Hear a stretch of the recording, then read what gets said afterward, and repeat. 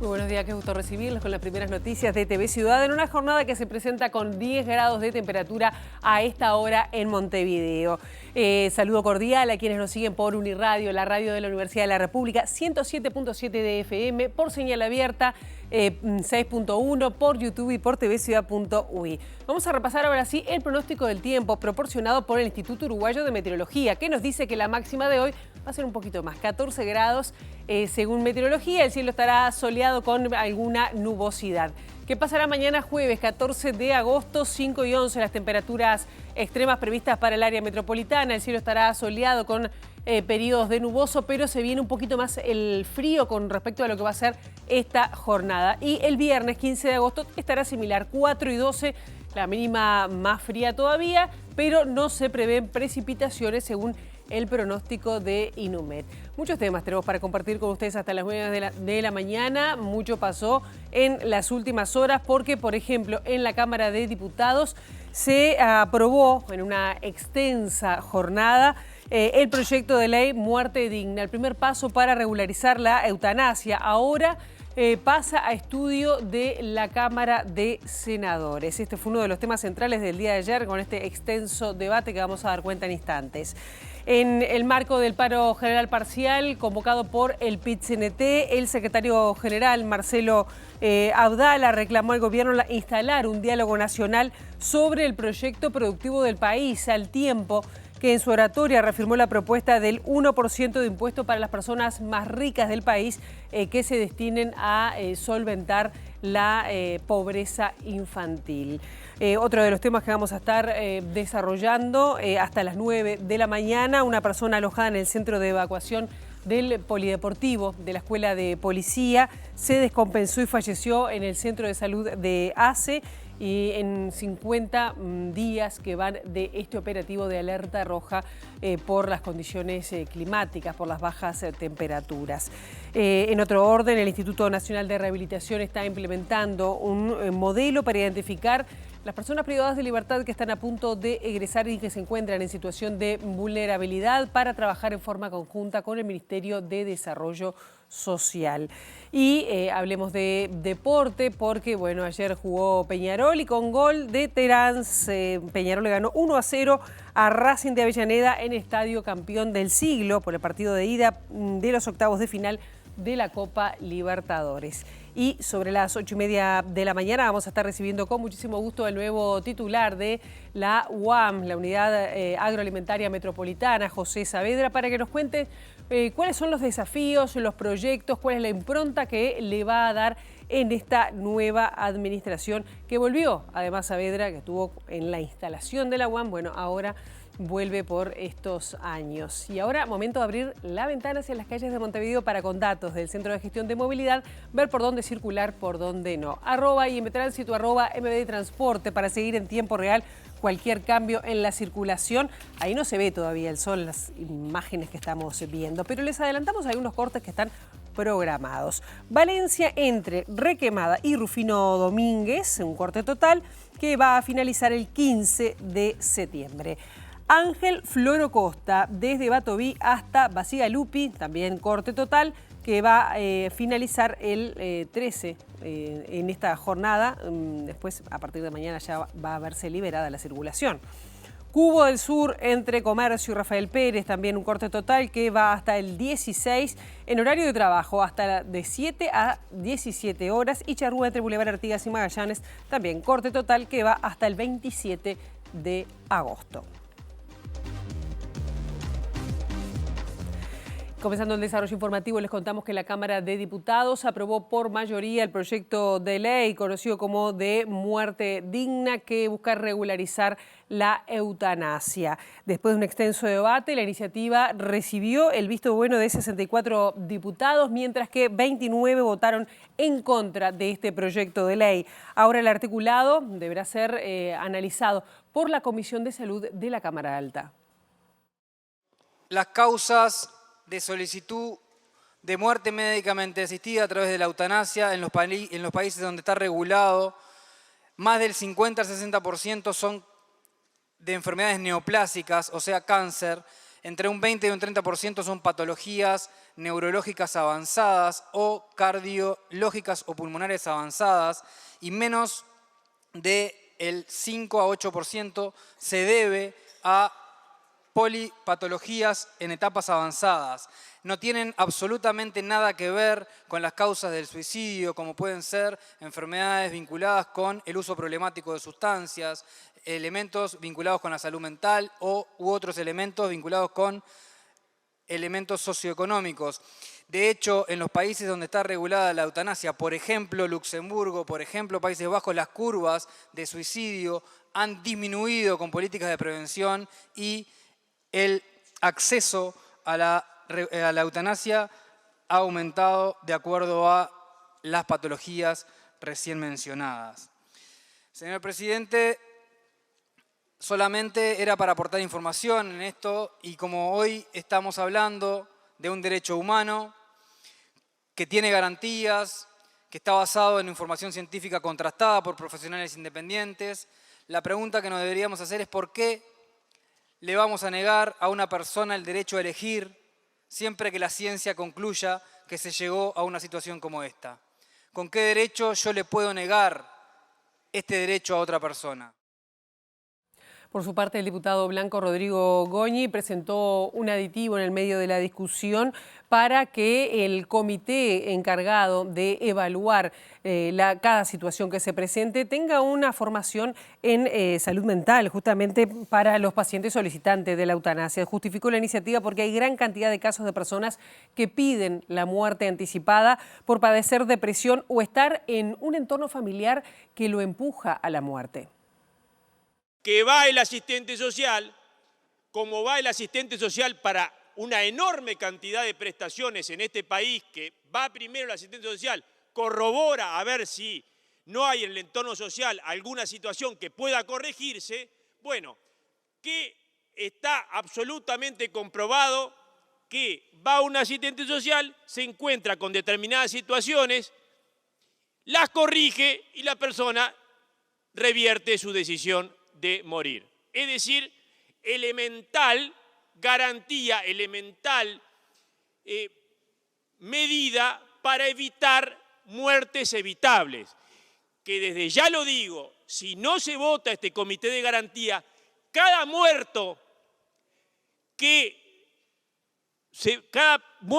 por este procedimiento de eutanasia, que después, como va a suceder, se va a descubrir que era porque su entorno social lo empujaba a eso, o porque tenía una situación de depresión que la conocía la familia, pero que en este caso no se enteró, los responsables van a ser los que no voten este comité de garantía, los responsables de esa muerte. Lo digo y espero no tener que volverlo a decir cuando eso suceda, porque espero que este comité de garantías se vote.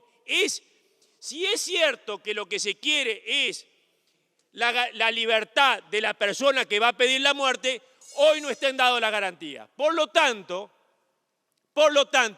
si es cierto que se quiere la libertad y darle el ejercicio de esa libertad, corroboremos a ver si esa libertad es tal o no está influenciada por la gran pandemia del día de hoy, que es la depresión. Es decir, no estoy hablando de casos excepcionales, estoy hablando de un gran porcentaje de los que van a pedir la muerte, y los entornos sociales que hoy, diputada, yo dije claramente, o hay hipocresía, o hay cinismo, o hay desconocimiento de la realidad, porque quien conoce la realidad sabe que mucha gente pide la muerte por el entorno social en el que le toca vivir. Vamos a cambiar de tema. El presidente de la República, Yamandu Orsi, recibió a una delegación de mujeres palestinas e israelíes en los colectivos Mujeres Activan por la Paz y Mujeres del Sol, que buscan reunir voluntades que apoyen la paz en la región de donde provienen. Estos colectivos trabajan juntos desde el año 2014 con el objetivo común, como decíamos, de encontrar la paz, en una actividad que desarrollan que motivó la nominación al Premio Nobel de la Paz en 2024.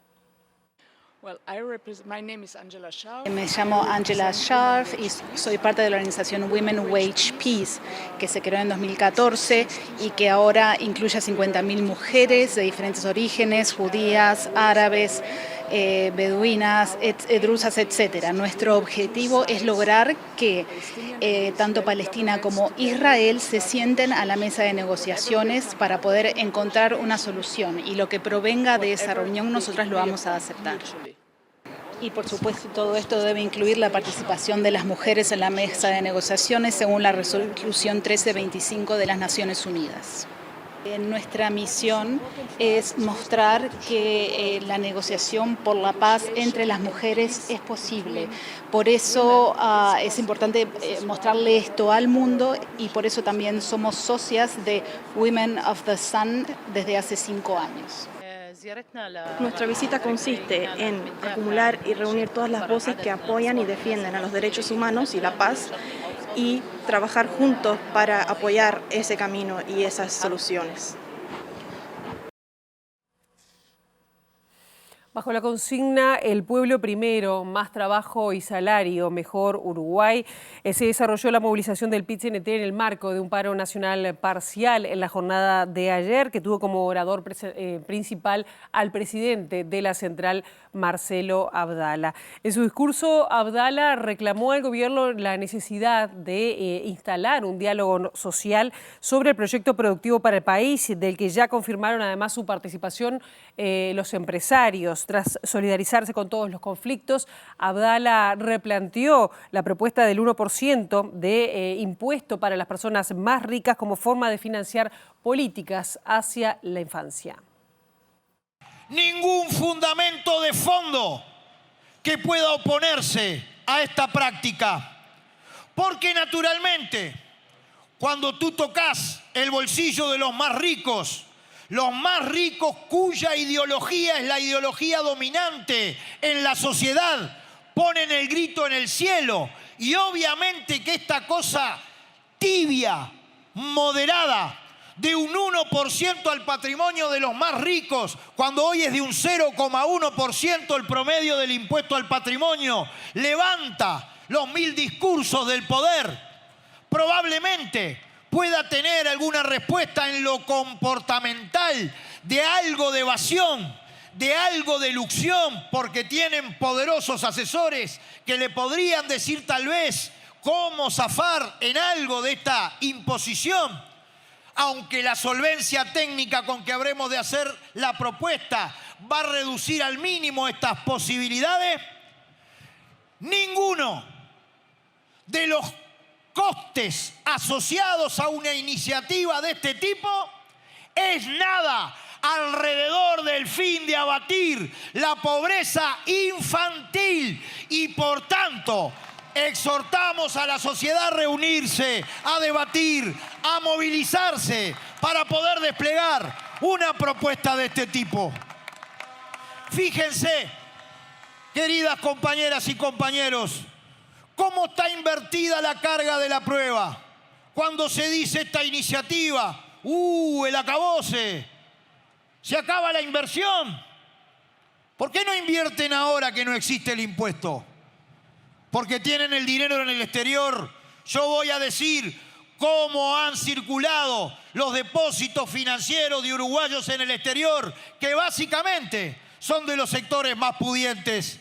Se puede, compañeras y compañeros, con sensibilidad, con fundamentos, con razón, con amor a nuestro pueblo, se puede. Y si no, que digan cómo. ¿Cuál es la herramienta? ¿De qué manera? Que encontrarán a un movimiento obrero dispuesto a conversar, a dialogar, a aportar y a discutir para resolver políticas públicas a favor de nuestro pueblo. Por su parte, otra de las oradoras, Alejandra Pereira, quien es secretaria general adjunta del PIT-CNT y además secretaria general de la Federación Uruguaya de Magisterio, dijo que falta personal en las empresas públicas, tanto a nivel de la salud como de la enseñanza y otras. Y también reclamó al gobierno la asignación inmediata del 6+1% del PBI para la educación. Le queremos decir a los gobernantes que los que enferman a las trabajadoras y a las trabajadoras son las actuales condiciones de trabajo. Porque al no haber llenado de vacantes y el trabajo que había que hacerlo entre 5, hace años que se viene haciendo entre 2, eso son condiciones de trabajo y salud laboral.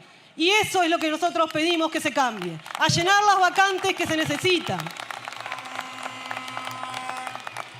Hoy tenemos atrasos en las jubilaciones por falta de personal. Nos faltan trabajadores en todas las empresas públicas, en la salud y en la educación. Y llegaron las famosas tercerizaciones al Estado. Fue una solución que precariza la vida de cada una de esas trabajadoras que no tienen derecho a nada. Nosotros estamos esperando que este gobierno se comprometa a dar vueltas a las tercerizaciones, porque no hay trabajadores de la A y B, son todos trabajadores que cumplen la misma función sin ninguna regulación estatal.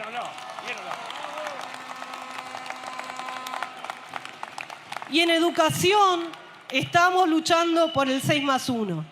Reclamamos que se cumpla con una promesa electoral y que invertir en el 6% más el 1% en investigación e innovación es importante para este país. Pero tenemos una clara diferencia con esto. Nosotros queremos el 6+1 ya, no al finalizar el quinquenio, porque la educación y la universidad está como está, porque no hay dinero para mejorarla.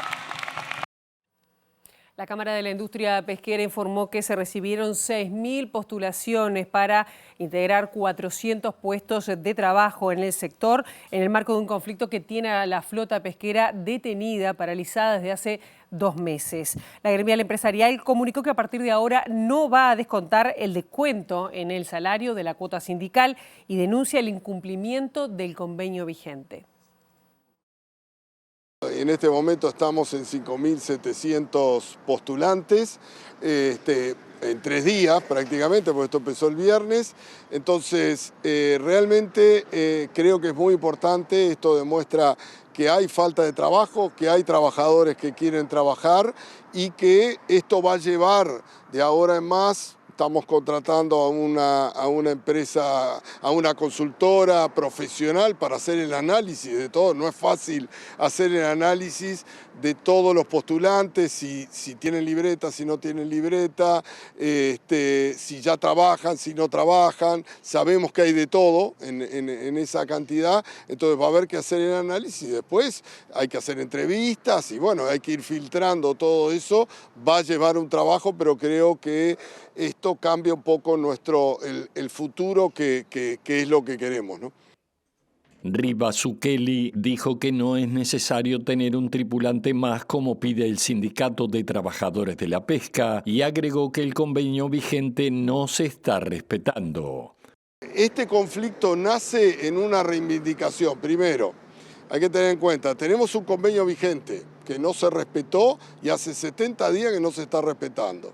Segundo, el pedido original era de un tripulante más, que no era que no estábamos de acuerdo por costos, que obviamente por costos sería inviable.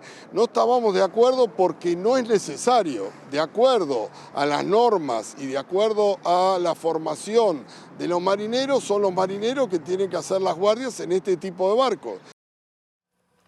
La Comisión de Asuntos Laborales del Senado convocó este martes a representantes del Sindicato de Trabajadores del Mar y a la Cámara de Armadores Pesqueros del Uruguay. Los empresarios declinaron la invitación y así lo comunicaron de forma formal mediante una comunicación. Los trabajadores, por su parte, estuvieron acompañados por una delegación del PIT-CNT que reiteró un planteo ya elevado del gobierno en el que reclama que si los integrantes de la Cámara de Armadores no se sientan a negociar, si el Ejecutivo analiza la posibilidad de retirarles los permisos de pesca y los subsidios. Ahora la información surge desde exteriores. Saludamos a nuestra compañera Abril Mederos. Abril, buenos días, ¿cómo estás?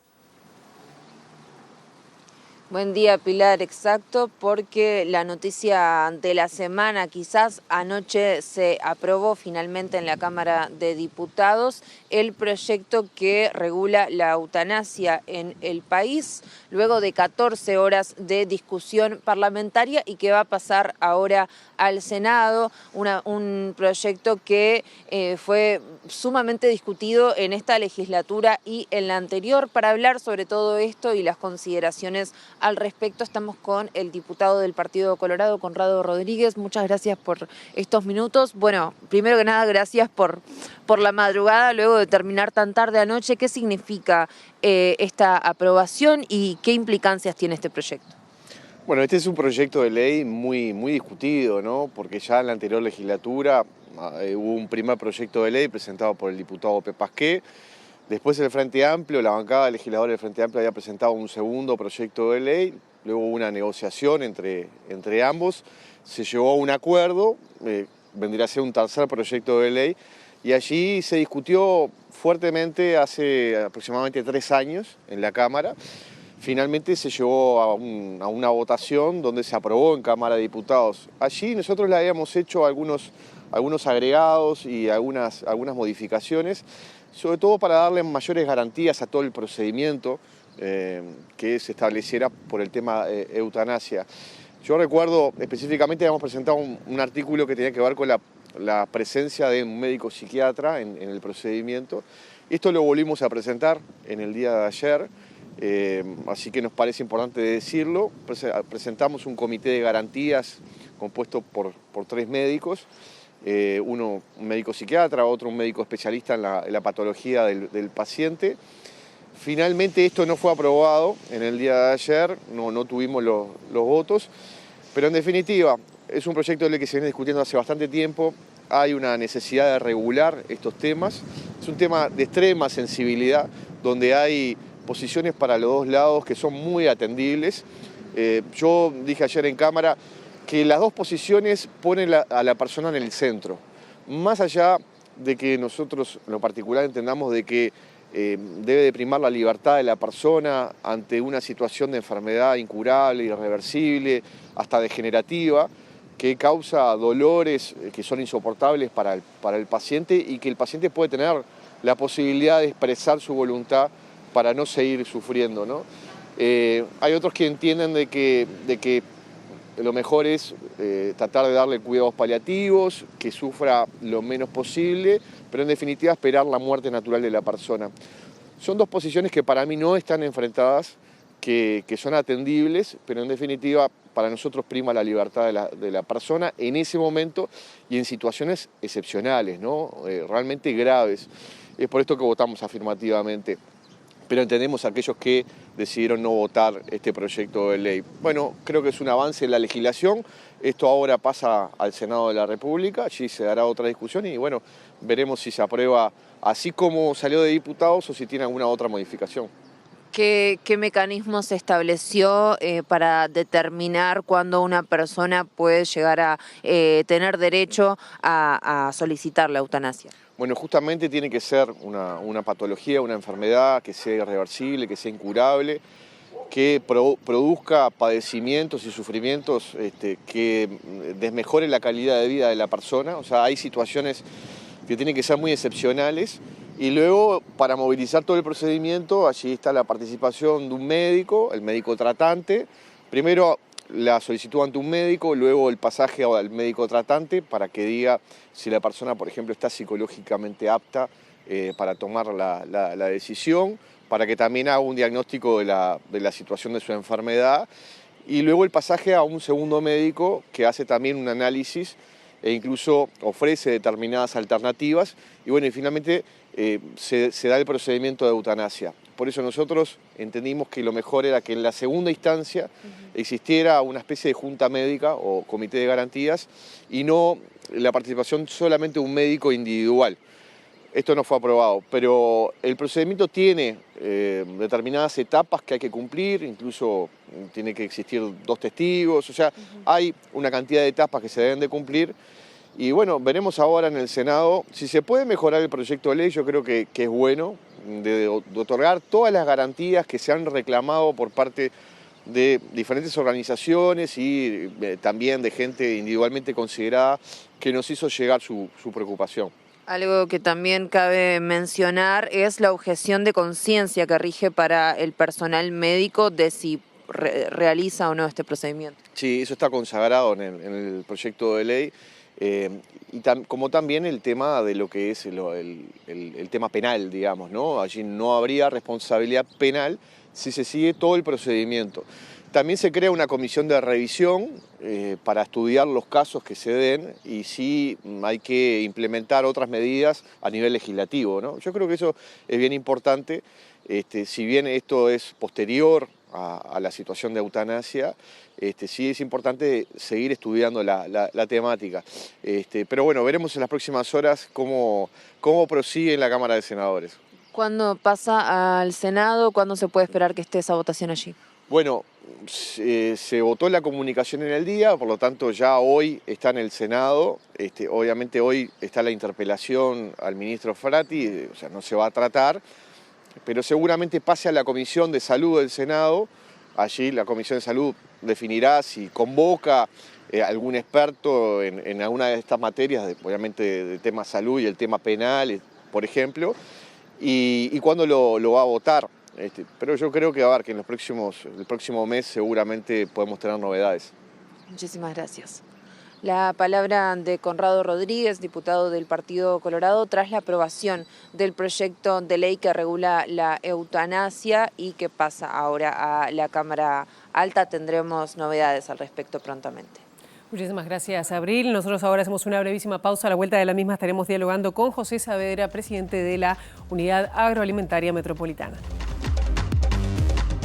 En este segundo bloque de MBD Noticias recibimos con muchísimo gusto a José Saavedra, quien es presidente de la Unidad Agroalimentaria Metropolitana. Un cargo además que él ya estuvo, les voy a decir, entre 2016 y 2020, trabajando muchísimo para lo que hoy es la UAM. Un gusto tenerte aquí esta mañana. Muchísimas gracias, Pilar. De verdad que es una alegría estar de nuevo en esta casa, que la considero mía también, por todo el trabajo en conjunto que recordábamos hace unos minutos. Cuando ustedes comenzaron a ir y aquello era un terreno baldío lleno de autos quemados y bueno, nosotros decíamos que ahí se iba a estar construyendo la unidad agroalimentaria. Había que soñar. Había que soñar mucho, alto, ¿no? Sí. ¿Cuáles son los desafíos de esta vuelta tuya, pero sobre todo, ¿qué querés cambiar? Porque, digo, vos en uno de los momentos cuando asumiste ahora, hace unos días nada más, dijiste recuperar el foco de un proyecto para lo cual fue creado. ¿A qué te referís? ¿Cuál es el desafío?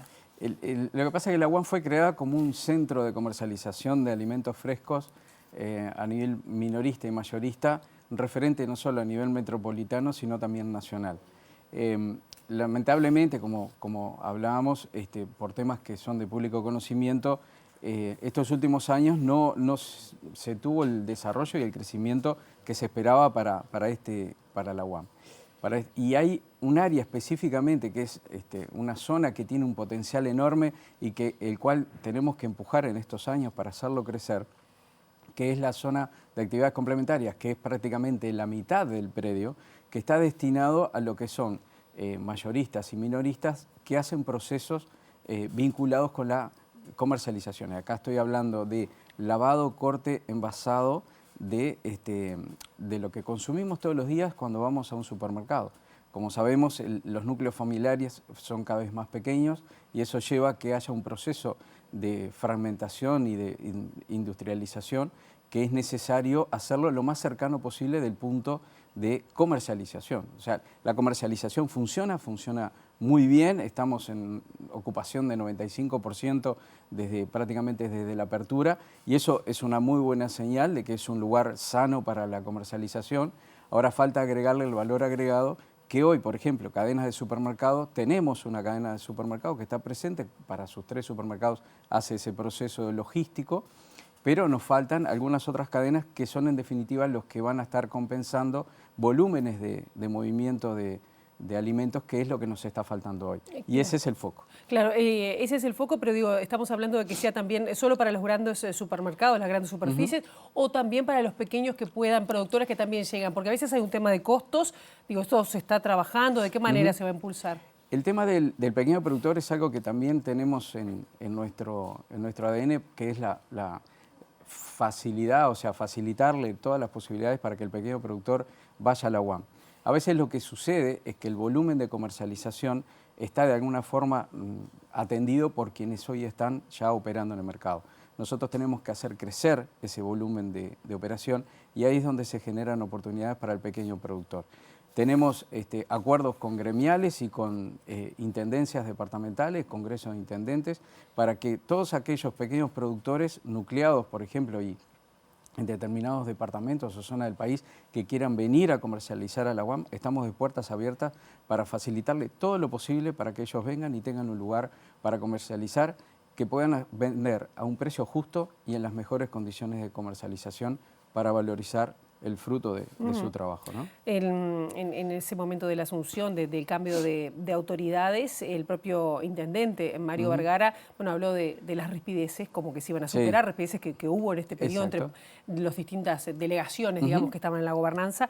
Pero habló de varios temas. Por un lado, trabajar en el tema de la gobernanza, de impulsar cambios en la gobernanza, y también una cuestión que puede parecer menor, pero es el cambio, la posibilidad de cambio de el horario de operativa, que no sea de madrugada, que se corra un horario más matutino, digamos, ¿no? ¿Eso cómo se está trabajando? Ambas cosas, ¿no? Bien, ese es un tema, aprovecho a hacer un comentario que está relacionado con eso, que es por ley, cuando cambia el presidente y el secretario general, que ya estamos en funcionamiento, se convoca a las gremiales a que definan representantes para el directorio.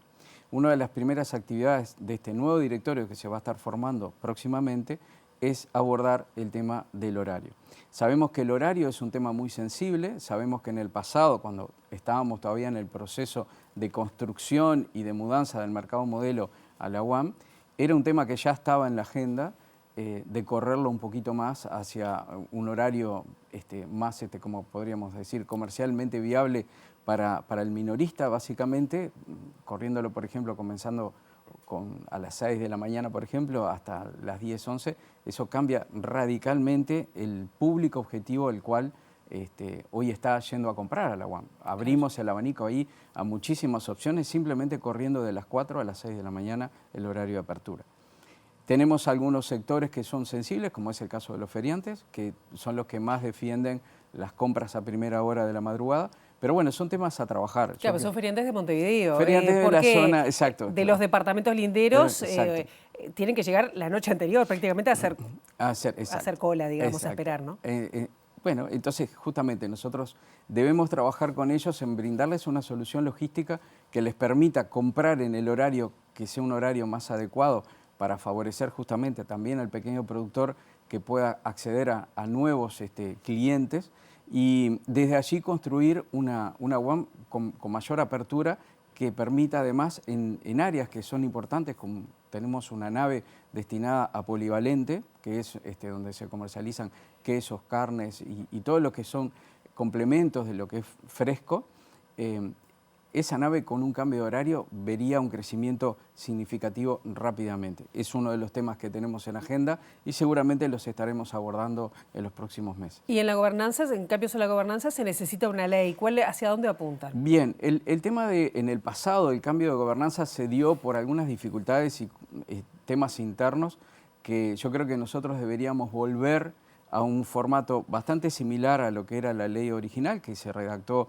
en el año 2017 y se modificó en el año 2018, adecuada al funcionamiento de la UAM en estos años, pero volver a tomar algunos temas que son inclusive muy importantes para quienes financian la UAM. Por ejemplo, hay atribuciones que eran, por ejemplo, el poder de veto del presidente de la UAM, por ejemplo, ante determinadas decisiones que podían afectar económicamente o podían afectar estratégicamente el futuro de la organización. Hoy día ese poder de veto se quitó. Entonces, hay algunos temas que para quienes nos financian y quienes nos ven de afuera, volver a tener un poco más de control por parte de los actores del Estado, que son Ministerio de Ganadería e Intendencia de Montevideo, tener un poco más de de control sobre la organización lo ven con muy buenos ojos. Claro, se planteó como una disputa política, ¿no? Entre la Exacto. Intendencia de Montevideo, el gobierno nacional, exacto. que era de otro partido. O sea que la idea es volver a eso, a tener la Intendencia de Montevideo un poco más de peso, que además es dueña de los terrenos. ¿En qué está eso? Porque se lo habían querido sacar, digamos, ¿no? Mirá, y eso fue una anécdota que puedo comentar porque fue así, entonces muchos de los colaboradores que están todavía hasta el día de hoy en el equipo de la UAM lo recuerdan. Esos terrenos en algún momento se pensó que para el financiamiento del proyecto iban a ser necesarios colocarlos como garantía. De hecho, la Junta Departamental de Montevideo autorizó a la Intendencia a enajenar esos terrenos a favor de la UAM para ponerlos como garantía. ¿Qué sucedió? El préstamo que se hizo de la UAM fue hecho con una cesión de flujo de fondos. Entonces, basado en el histórico del mercado modelo. O sea, el mercado modelo tenía 80 años de trayectoria con un flujo de fondos muy estable y cuando se construye el flujo de fondos de la UAM, se toman de referencia los del mercado y se construye un flujo muy estable. Eso es lo que permitió que cuando nos dieron el préstamo, se emitió el fideicomiso, fuimos a la Bolsa de Valores, fui personalmente a presentar el proyecto y se toma la inversión. Los terrenos no fueron necesarios colocar como garantía, porque el flujo de alguna forma repagaba con sobra el préstamo que nos iban a dar. Entonces, esos terrenos quedaron en mi oficina, el plano, los títulos de esos terrenos quedaron en mi oficina, en mi caja fuerte, y cuando surge que el gobierno de otro partido coloca en la ley de presupuesto una modificación para hacerse de la UAM, no lo puede hacer por el tema de los terrenos. Recuerdo que agarré los títulos, se los llevé a Dicandia, le dije, mira, acá están los títulos a nombre de la Intendencia, el gobierno no puede apropiarse de este proyecto porque los predios son municipales, por lo tanto, la única forma sería hacer una ley mucho más interventiva, que es como una especie de intervención. Entonces, eso no sabíamos que no iba a pasar, y entonces los títulos volvieron a la Intendencia y hoy día son propiedad de la Intendencia. Bien, tengo cortito nada más, la deuda con el Banco República, cómo estamos ahí, porque era una de las, digamos, estaba en una situación crítica la UAM, por lo menos a nivel financiero. ¿En qué situación está ahora, lo que has podido ver, y si es necesario un nuevo crédito? Mira, el desfasaje, se produjo un desfasaje entre los ingresos y lo proyectado de pago, de repago, y fue fundamentalmente por estos temas que te comentaba, de que la comercialización se vio enlentecida por temas políticos y ajenos a la propia UAM. Entonces, lo que tenemos ahora es un periodo de gracia de 6 meses y lo que vamos a hacer es negociar, extender el plazo que nos quedan, que son 12 años de fideicomiso y de préstamo del BRO, extenderlo mínimo a 18 años.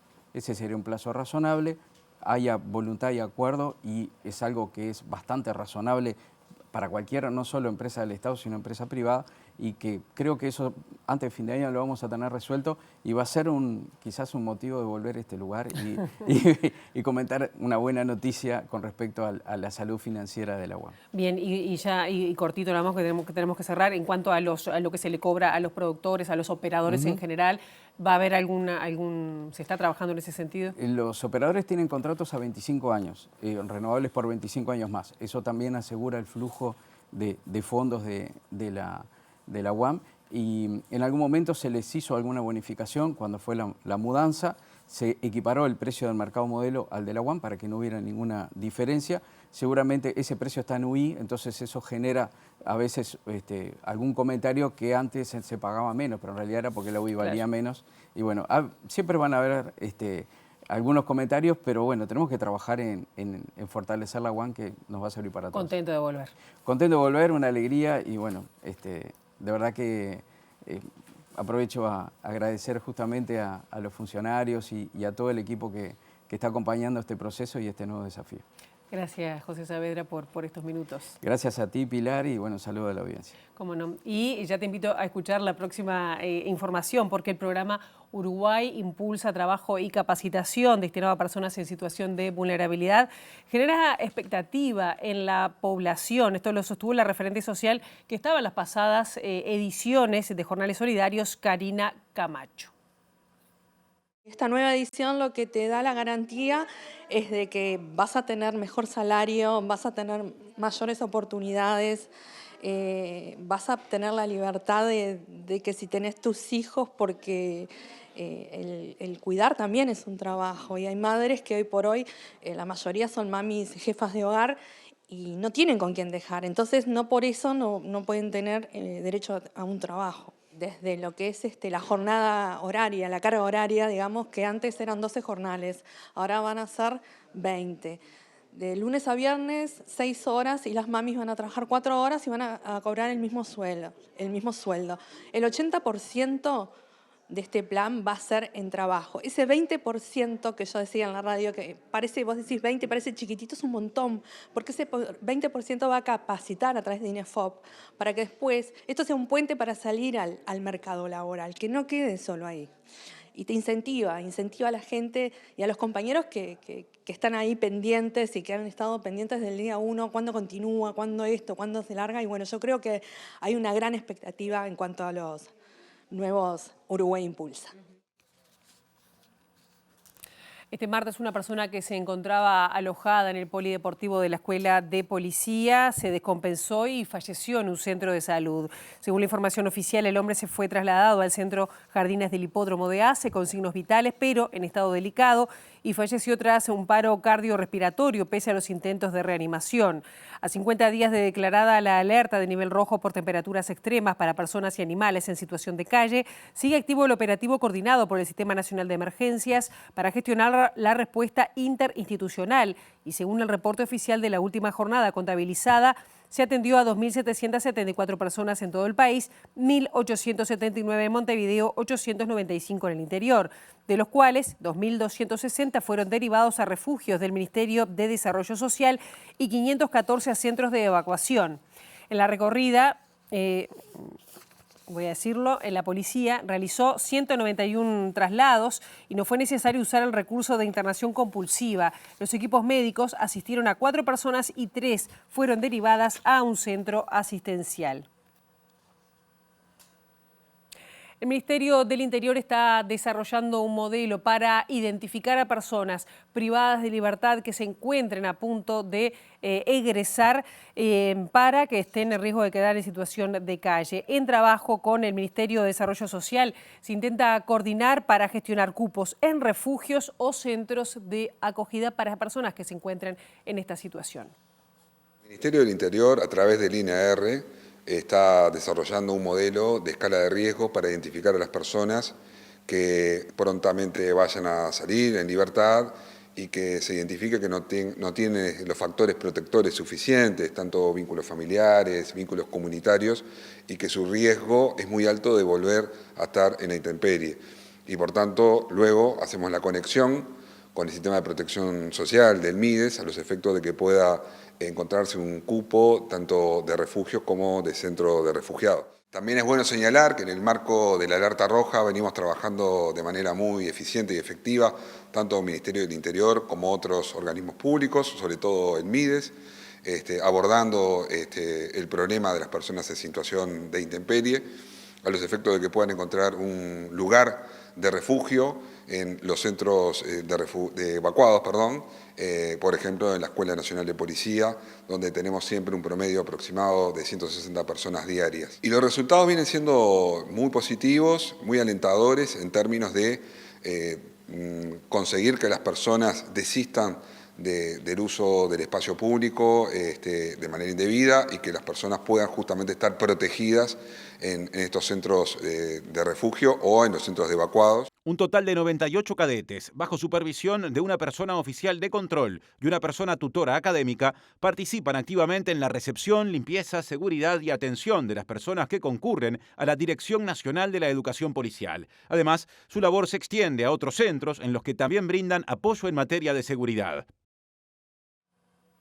La Cámara de Senadores aprobó un proyecto de ley considerado grave y urgente que busca mitigar los efectos de las diferencias cambiarias en los departamentos limítrofes. La senadora del Frente Amplio, Betiana Díaz, aseguró que el proyecto responde a un mandato del presidente de la República, Yamandu Orsi, de darle un tratamiento diferencial a la frontera para aliviar la situación de los pequeños comercios. La oposición propuso una modificación argumentando que el departamento de Tacuarembó queda fuera del alcance de los beneficios, pero no logró el acuerdo con el oficialismo. Que realmente lo que estamos planteando acá es cómo hay valoraciones que se hacen en el marco de un debate donde yo te digo, bueno, estoy de acuerdo con votar esto, pero tenés que ir a atender Tacuarembó. Cuando nunca atendiste Tacuarembó.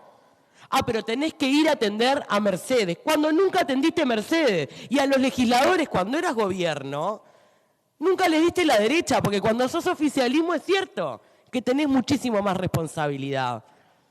Entonces el debate político que es que el oficialismo se tenga que callar la boca siempre y escuchar cualquier cosa de los que acaban de salir del gobierno. Pero por favor, presidenta, realmente que nos pidan que nos callemos la boca cuando hay cosas que realmente son injustas que se traigan al debate.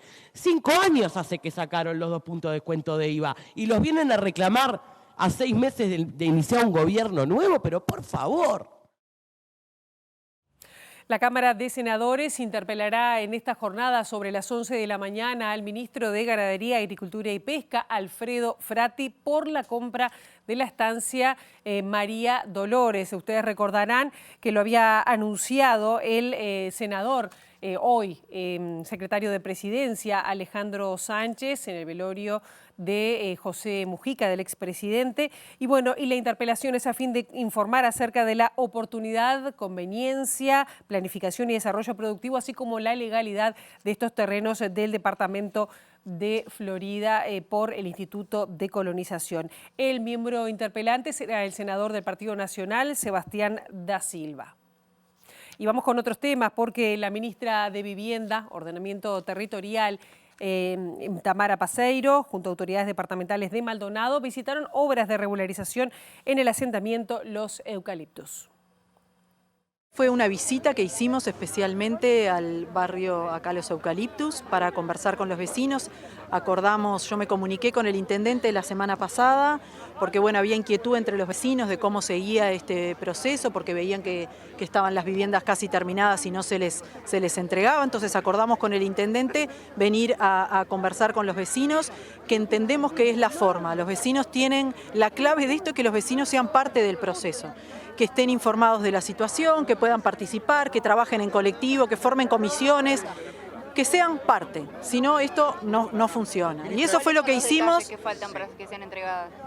Ahí está, las viviendas ahora en realidad están pronta la vivienda, pero lo que falta es un tema de saneamiento, que hay algunas observaciones. Una vez que se termine ese tema del saneamiento, la Intendencia terminará las calles. Este proyecto es un proyecto conjunto con la Intendencia de Maldonado. Cuando se dé la entrega, o sea, ¿cuántas familias va a comprender ese paso?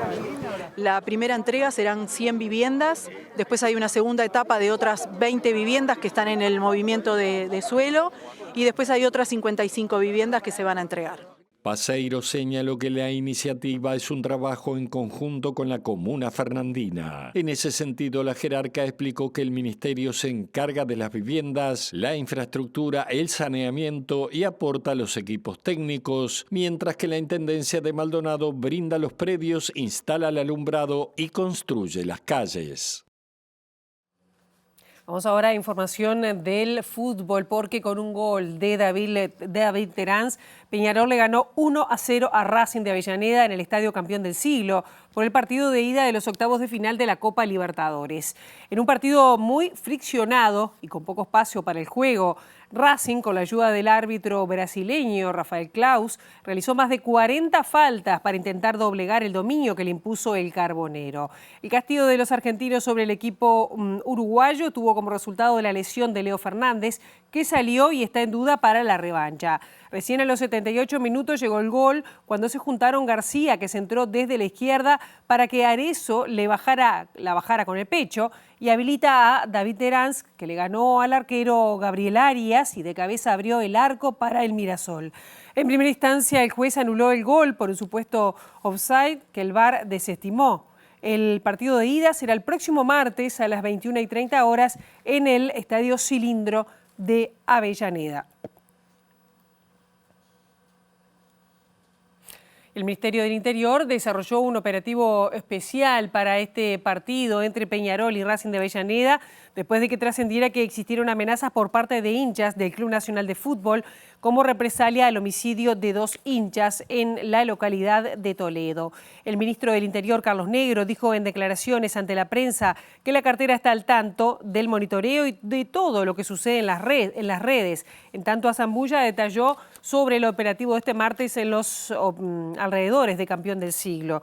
Por su parte, el director de Policía confirmó que se trabajó en conjunto con los clubes, la Asociación Uruguaya de Fútbol y la Conmebol para esclarecer todas aquellas situaciones que sean necesarias, estratégicas u operativas para hacer un buen despliegue. Según explicaron, el fin del operativo fue que quienes concurrieron al Estadio Campeón del Siglo tuvieran todas las garantías. En este sentido, Zambulla dijo que el Ministerio del Interior trabaja desde hace más de 20 días en un operativo bastante importante que implica a unos 1.100 policías y comenzó en la mañana del martes y se extiende hasta esta jornada.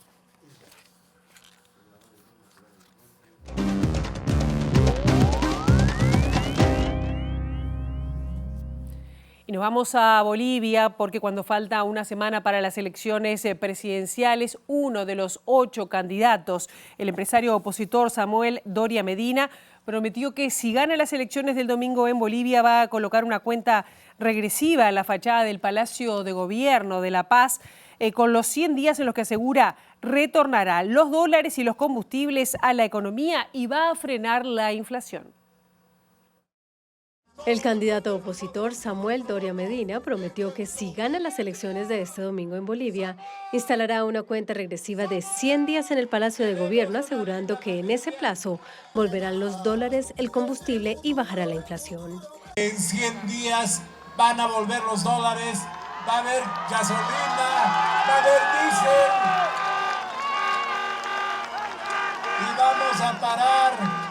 y vamos a parar la inflación que tanto está perjudicando a las familias. Desde La Paz, junto a sus seguidores, Doria Medina dijo que trabajará con metas claras y equipos eficientes y anunció que impulsará 1 millón de nuevos emprendimientos, 700.000 liderados por mujeres. También aseguró que cerrará empresas públicas con pérdidas y pidió a los bolivianos que voten con convicción, rechazando el voto nulo o blanco. Este domingo, Bolivia define su futuro. Hasta aquí llegamos con esta primera edición. Ahora quedan en compañía de Ciudad Viva. La actualización informativa a las 13 y nosotros volvemos mañana bien tempranito a las 8 aquí con las primeras noticias de TV Ciudad. Pasen muy bien, buena jornada.